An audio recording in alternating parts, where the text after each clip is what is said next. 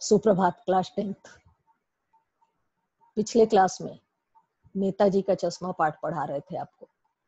पढ़ाने के क्रम में बताया था मैंने कि इसके जो लेखक हैं स्वयं प्रकाश, वो एक मध्यम वर्गीय परिवार से थे और इस कारण से छोटी छोटी बातों पर उनका ध्यान बहुत अधिक जाता था। उन्होंने जब उस कस्बे में हालदार साहब के चरित्र के बारे में लिखा है तो हालदार साहब के रूप में ही वो अपने मन के भाव को लिखते हैं।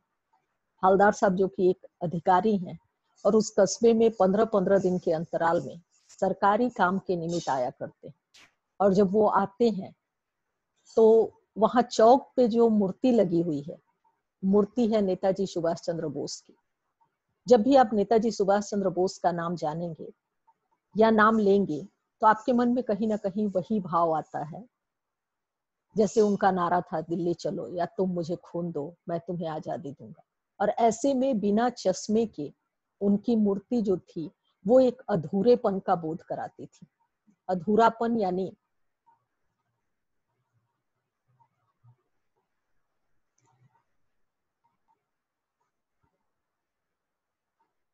मूर्ति के आंखों में चश्मा यदि किसी कलाकार के द्वारा बनाया गया होता या वो मूर्ति किसी कलाकार के द्वारा बनाई गई होती तो निश्चित रूप से उसका जो भाव था वो चश्मा पूर्ण रूप से पत्थर का ही बना होता। लेकिन वहां पत्थर का चश्मा नहीं बनने के कारण ये जो पॉइंट है मूर्ति का अधूरापन, यानी वो पूरी तरह से मूर्ति जो है वो अधूरी दिखाई देती। और उस अधूरेपन को दूर करने का प्रयास एक ऐसे व्यक्ति के द्वारा किया जाता है जो शारीरिक रूप से दिव्यांग है। इस प्रकार से हम उसे देश प्रेमी कह सकते हैं क्योंकि वास्तव में वो देश प्रेमी है। एक देशभक्त का इस प्रकार बिना चश्मे की मूर्ति लगा हुआ होना, वो उस मूर्ति का अनादर मानता है और इसलिए वो उसकी आंखों में प्रत्येक दिन चश्मा लगा देता है। उसका जो व्यवसाय है, जो प्रोफेशन है, वो फेरी लगाना है। चश्मे की फेरी लगा के वो बेचता है। फेरी लगाना यानी उसकी अपनी कहीं कोई दुकान नहीं है, बल्कि वो एक डंडे में चश्मे को लगा लेता है और उसको लेकर के घूमता है। नेताजी की आंखों पर जब वो चश्मा लगा देता है और उसी चश्मे का फिर अगर उसका कोई खरीदार आ जाता है तो वो उस चश्मे को उसको दे देता है यानी बेच देता है। अर्थात वो अपने जीवन यापन को भी उसी चश्मे के द्वारा ही पूर्ण कर रहा है और यहाँ उस पूरी कमी में होते हुए भी नेताजी की आंखों पर वो चश्मा भी लगा देता है। तो ये जो मूर्ति का अधूरापन है, ये जो पॉइंट है मूर्ति का अधूरापन, वो अधूरापन क्या है ये आपके ध्यान में रखना है कि नेताजी की जो पूरी मूर्ति है वो संगमरमर की बनी हुई है। और ऐसी कोई भी मूर्ति आप अपने चौक चौराहे पर देखें तो उस पर जो परिधान होता है, या परिधान में चश्मा भी इनका वो पहनते थे आंखों पर जो चश्मा, तो वो अगर कोई मूर्तिकार बनाता तो वो निश्चित रूप से पत्थर का बनाता। लेकिन क्यों नहीं था तो इस पर भी लेखक का अपना विचार था। वो ऐसा मानते थे कि शायद चश्मा बनाने का उसने कई बार प्रयास किया होगा लेकिन वो चश्मा टूट जा रहा होगा, इसलिए चश्मा नहीं पहना पाया होगा। या फिर वो कोई प्रोफेशनल मूर्तिकार नहीं था, वो एक स्कूल टीचर के द्वारा बनाई हुई मूर्ति थी, इसलिए वो नहीं बनाया। लेकिन कुल मिला के चाहे जैसी भी नहीं बना, फिर भी वो मूर्ति निश्चित रूप से बिना चश्मे के अधूरी लगती थी। इसलिए इस अधूरेपन को पूर्ण करने का काम वो कैप्टन, जो कि पैर से पूरी तरह से स्वस्थ नहीं था, लंगड़ा कह सकते हैं हम उसको, वो पूर्ण करने का प्रयास करता था। दूसरा जो पॉइंट है वो है हालदार साहब का कौतुक। यानी हालदार साहब जब भी इस कस्बे में आते थे तो इस मूर्ति को देख करके उनके मन में एक कौतूहल का भाव जगता था।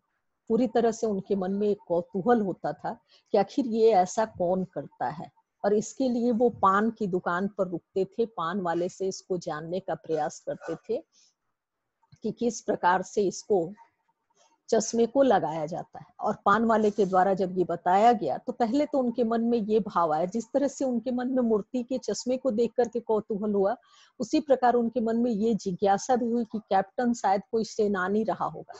लेकिन जब उन्होंने कैप्टन को देखा और कैप्टन के बारे में जाना, तब उनके मन में ये भाव आ गया कि निश्चित रूप से देशभक्ति के लिए हमें किसी सेना में जाने की कोई आवश्यकता नहीं है, या केवल सेना में जाने वाले लोग ही देशभक्ति नहीं कर सकते, बल्कि देशभक्ति को हम अलग अलग प्रकार से पूर्ण करने का प्रयास कर सकते हैं। हमारी जहां तक क्षमता है हम अपनी देशभक्ति का परिचय दे सकते हैं। इसी में मैंने कुछ पॉइंट लिखा हुआ है कि हम अपनी देशभक्ति का परिचय किस प्रकार से दे सकते हैं। तो किसी भी प्रकार की सरकार की यदि हम सहायता करते हैं तो निश्चित रूप से वो भी हमारी एक देशभक्ति है। वर्तमान परिस्थिति में सरकार का जो दिशा निर्देश है उसमें हम सरकार की सहायता यदि करते हैं तो हम देशभक्ति का परिचय दे रहे हैं।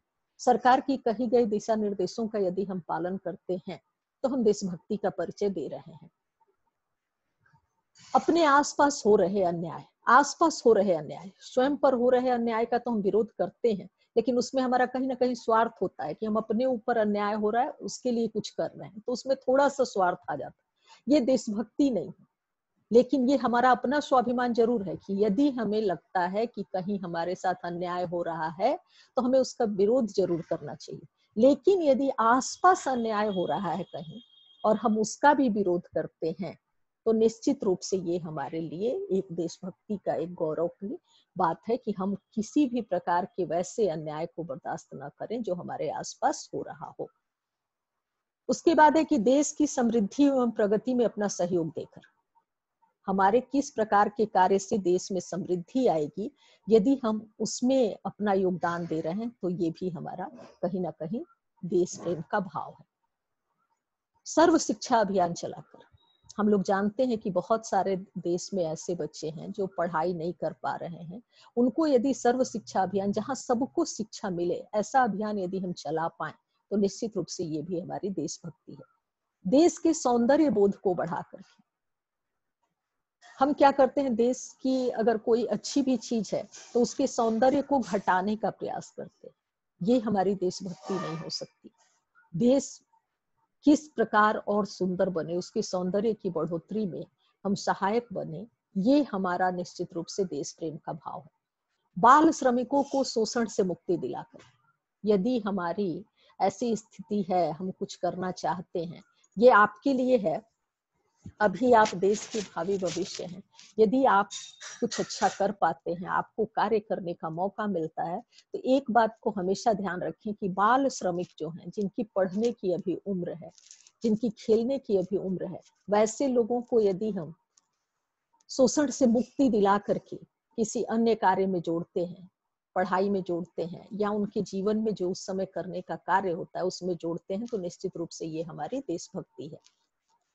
सार्वजनिक संपत्ति को नुकसान न पहुंचाकर, ये सबसे बड़ी देशभक्ति है। किसी भी सार्वजनिक संपत्ति को, ये बात ध्यान रखिए कि वो कहीं ना कहीं जो भी सार्वजनिक संपत्ति है उसकी भरपाई हम ही से होनी है, यानी जनता के पैसे से ही सार्वजनिक संपत्ति का निर्माण होता है।